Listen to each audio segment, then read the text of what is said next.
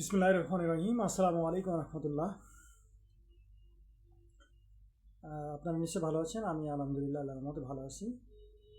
তো আজকে আমার যে বিষয়ে আলোচনা সেটা হচ্ছে যে আমাদের মানে এলোমেলো কথা বলার যে অভ্যাসগুলো, সেটার পরে আমি মূলত আজকে আলোচনা করব। তো এলোমেলো কথা বলার অভ্যাসগুলো বলতে আমি যে বিষয়ে আলোচনা করতে যাচ্ছি সেটা হচ্ছে যে আমাদের সমাজে আমরা বিভিন্ন সময় বিভিন্ন ধরনের কথা বলে থাকি প্রসঙ্গক্রমে।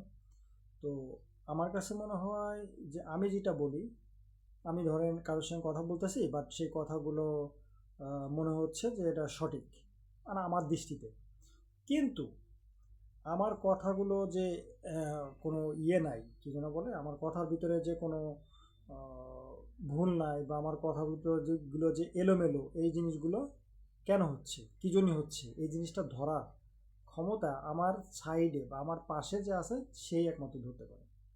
এগুলো আসলে কি? এগুলো হচ্ছে আসলে মূলত হচ্ছে এগুলো আমাদের এক প্রকার মানসিক দৈন্যতা বা মানসিক বিকারগ্রস্ত।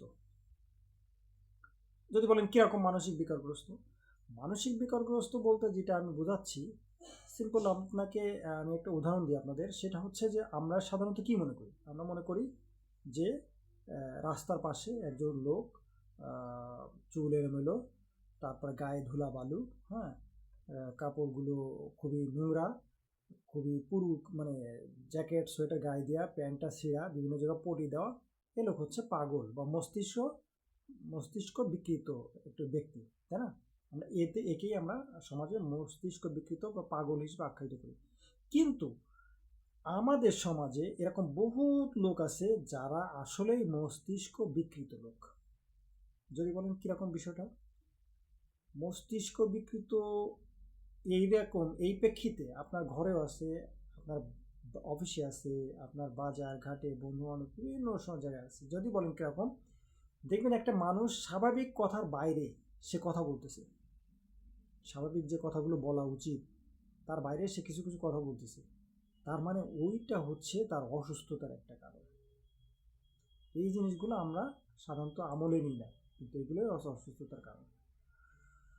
ধরেন আপনি আমাকে বলতেছেন যে আচ্ছা ভাই, তুমি আহ, একটা ব্যবসা করো, এই ব্যবসাটায় কোটি কোটি টাকা লাভ হবে, প্রফিট হবে, কিন্তু কোটি টাকা দূরে থাক, আপনার 200 টাকা আয় করারও কঠিন ব্যাপার, সৎভাবে ব্যবসা করতে হবে, কিন্তু সে আমাকে ভরসা দিচ্ছে কোটি কোটি টাকা লাভ হবে। তার মানে উনি কিন্তু উনার মাথায় ওই কাজটা করতেছে না, উনি যেটা বলতেছে উনি সুস্থভাবে বলতেছেন না। এটা আমাদের ধরতে হবে, ঠিক আছে? তো মস্তিষ্ক বিকৃত আমাদের সমাজে এরকম অহরহ আছে, যাদের কথাবার্তা সে ভিতরে এলোমেলো একটা প্রতিচ্ছবি বা এলোমেলো একটা জিনিস আমরা দেখতে পাই। হুম,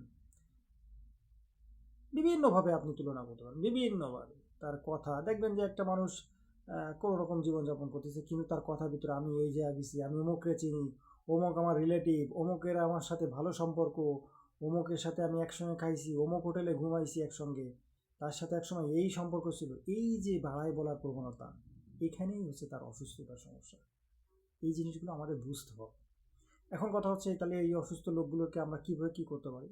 আসলে অসুস্থ লোকগুলোকে আমরা কিছুই করতে পারি না, কিন্তু আস্তে আস্তে আমরা তাদের সাথে বন্ধুর মতো মিশতে হবে, তার ভুলগুলো ধরাই দিতে হবে যে তুমি যেটা বলতেছো এটা ঠিক না, এই কথার ভিতর প্রচুর ভুল আছে, বা তুমি এই কথাটা ভুল বলতেছো, এই জিনিসগুলো আমাদের তাদের বুঝাইতে হবে। তা না হলে আমরা, সে যে উল্টোপাল্টা বলতেছে বা তার কথাবার্তা ঠিক নাই, কথাবার্তা লাইন ছাড়া কথা বলতেছে, এগুলো সে বলতেই থাকবে, একটা সময় সে আসলে খারাপ, মানে কথার কি বলে পেঁচালের ভিতরে পড়ে যাবে।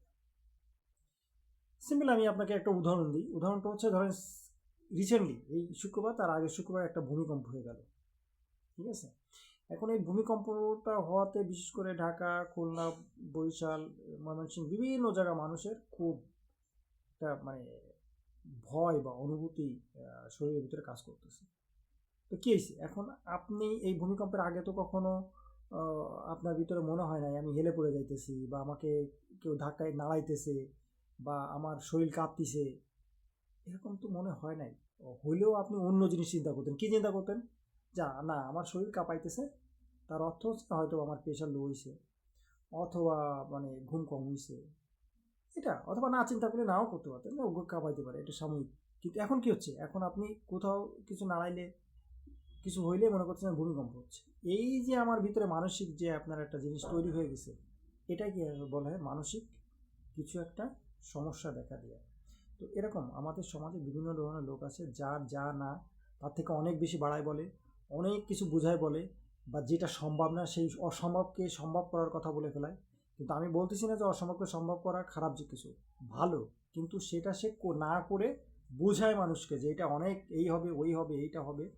হ্যাঁ, তো এইটা একটা জিনিস, এই জিনিসটা আমাদের সমাজে ব্যাপক আকার ধারণ করছে। তো আমরা সব কথার এক কথা, যেটা আসলে আমাদের সমাজে যে আমরা শুধুমাত্র উলঙ্গ, তারপরে আপনার হচ্ছে মানে এলোমেলো চুল, ধুলাবালু, ময়লা চা কাপড় চোপড় লোকজনগুলোকে আমরা পাগল বলি, সেটা না, পাগল আমাদের ভিতরেও আছে, বাট তার পরিমাণটা অন্য লেভেলে। আর ওই রাস্তা বা ফুটপাতে যে চলতেছে তার পাগলের সীমাটা আছে একেবারে মানে উচ্চ পর্যায়ে চলে গেছে। মানে তার সেন্স কাজ করে না যে সে এখন গরমকাল শীতের কাপড় গায়ে দিয়ে রাখছে, তার সেন্স কাপড় কাজ করে না যে তার প্যান্টটা ছিঁড়া, তার সেন্স কাজ করে না তার চুলটা লম্বা হয়ে গেছে, তার সেন্স কাজ করে না হাত পায়ে নখ বড় হয়ে গেছে। ওটা হচ্ছে ওই ধরনের, এই সেন্স কাজ করে না। কিন্তু আমাদের এই সমাজে যারা আছে এদের এই হাত পায়ের নখ বড় হয় না, চুল ঠিকই কাটে, ভালো পরিষ্কার পরিচ্ছন্ন পোশাক পরে, সবই ঠিক আছে। কিন্তু বিষয়টা হচ্ছে তার কথাবার্তার ভিতরে ব্যালেন্স নাই, ব্যালেন্স ছাড়া কথা বলে। এই ব্যালেন্স ছাড়া কথা বলাটা এক প্রকার অসুস্থতার লক্ষণ আমার মনে হয়। আপনারা কি মনে হয় আমি জানি না, বাট আমার এটা মনে হয়। বাট আপনারা দেখবেন সে কিন্তু অনেক লোক অনেক ব্যালেন্স ছাড়া কথা বলে, এটা এক প্রকার অসুস্থতার লক্ষণ আমার মনে হয়। তো এদের কি করতে হবে, এদের আমাদের সাথে মিশতে হবে, বোঝাইতে হবে যে না তুমি এটা বলতেছো ভুল, এটা ঠিক নাই, এইভাবে না এইভাবে হবে, তুমি যেটা বলছো বাড়াই বলছো, এইভাবে কাউকে আশ্বস্ত করে না, এটা নিরাশ হবে। আর সবচেয়ে বড় কথা হচ্ছে আল্লাহর উপর আস্থা রাখতে হবে। আল্লাহ কখনো কোনো কিছু বাড়াই বলাকে পছন্দ করে না। ঠিক আছে, যতটুক যা ততটুক তাই বলতে হবে। সত্যকে সত্য, মিথ্যাকে মিথ্যা, ন্যায়কে ন্যায়, অন্যায়কে অন্যায়, কালোকে কালো, সাদাকে সাদা, এগুলো বলতেই হবে। আপনি যদি কালোকে সাদা বলেন, সাদাকে কালো বলেন, তার মানে আপনি মিথ্যা বলতেছেন।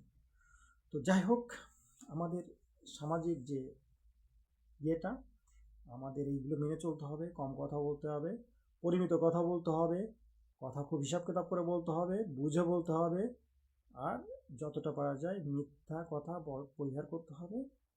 এই জিনিসগুলো আমাদের করতে হবে। কিন্তু আমাদের সমাজে পরিবারে এই ধরনের লোকের সংখ্যা আছে, বাট আমাদের তাদের সাথে বন্ধুর মতো মিশতে হবে, তাদের সে সময় দিতে হবে, তাদেরকে ভুল বুঝাইতে হবে। কিন্তু আপনি একবারে ভুল ধরলে হবে না, তাকে আস্তে আস্তে আস্তে আস্তে আস্তে ধাপে ধাপে বুঝাইতে হবে। তাহলে আমাদের সমাজের যে অস্থিরতা, ব্যাজ মানে বিভাজন, অসামঞ্জস্যতা, সম্পর্কের দূরত্ব তৈরি হওয়া, এই জিনিসগুলো আস্তে আস্তে আস্তে আস্তে আমাদের ভিতরে কমে আসবে। এইটাই হচ্ছে এই মানসিক রোগগুলো, এই যে আমরা যে মানসিক, আমি যে সমস্যার কথাগুলো বললাম, এর জন্যই পরিবার, বন্ধু বান্ধব, আত্মীয় স্বজন, পাড়া প্রতিবেশীর সাথে এক ধরনের সম্পর্ক ছিন্ন হচ্ছে, এক ধরনের অহংকার অহমিকা কাজ করতেছে, পারিবারিক বন্ধন ছিন্ন হয়ে যাইতেছে, সম্পর্ক কারোর প্রতি কারোর সম্পর্ক থাকতেছে না, শ্রদ্ধাবোধ থাকতেছে না, ভালোবাসা থাকতেছে না, হৃদ্যতা থাকতেছে না। তো এই আর কি, এইগুলো আমাদের যতটা সম্ভব প্রত্যেক পরিবারের সদস্যদের ভিতরে এগুলো আস্তে আস্তে আস্তে আস্তে আমাদের সংশোধন করতে হবে। আমরা শুধুমাত্র স্বার্থ, অর্থ এর পিছনে ছুটলে হবে না, এই বিষয়গুলো আমাদের অবশ্যই মনে রাখতে হবে। পরিবারকে সময় দিতে হবে, ভাই বোন বন্ধু বান্ধব যে যেখানে আছে তাদের সবাইকে খোঁজ খবর রাখতে হবে। সর্বোপরি প্রত্যেকের প্রতি স্যাক্রিফাইস থাকতে হবে, সম্মানের জায়গা থাকতে হবে, স্নেহ থাকতে হবে, শ্রদ্ধা থাকতে হবে, ভালোবাসা থাকতে হবে। তবেই আমাদের দ্বারা ভালো কিছু হবে আশা করি, এবং সুস্থ সমাজ, সুন্দর পরিবেশ, সার্বিক দিক সুন্দরভাবে গড়ে উঠবে আশা করি। তো যাই হোক, এইগুলো হচ্ছে আমি আজকের বিষয়টা বলার ছিল। আমি আসলে কিছু কিছু বিষয়ের উপরে আমার মনের অভিব্যক্তিগুলো আমি আসলে আমার ইউটিউব চ্যানেলে এটা প্রকাশ করতেছি। তো যাতে করে আমার কথাগুলো যদি ভুল থাকে সেটাও আপনারা ভুলটা ধরিয়ে দিবেন, আমার কথাগুলো সঠিক থাকলে সেটাও বেশ আপনারা ইনবক্সে উল্লেখ করবেন। তো এই আর কি, আজকে আর বেশি কিছু বলবো না, ইনশাল্লাহ আজকে এই পর্যন্তই। আপনারা সবাই ভালো থাকবেন, আমার জন্য দোয়া করবেন, আমি আপনার জন্য দোয়া করি। আসসালামু আলাইকুম রহমতুল্লাহ।